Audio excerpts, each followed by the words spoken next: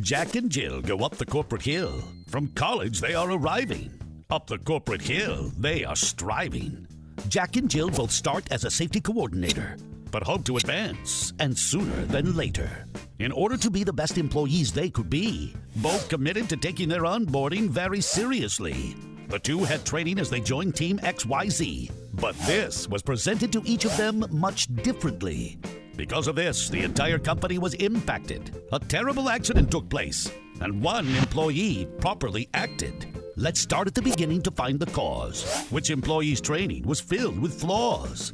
We have no time to waste on this serious case. We shall start with Jack. Did he win the race?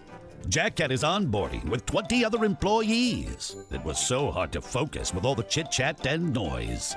Beginning the training with a notebook in hand, Jack took notes to try and understand.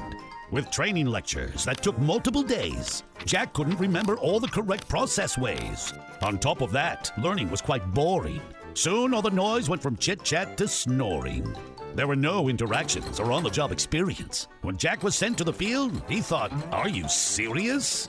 With no mobile training available for reference and help, Jack didn't know what to do when he heard the loud yelp.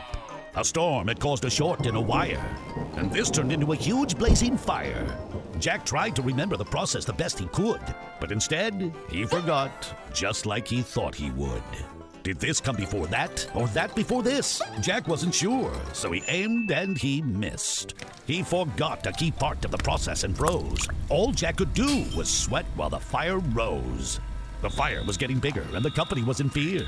Then all of a sudden, help was here. Jill came to the rescue because she knew what to do. Let's see why her experience was the better of the two.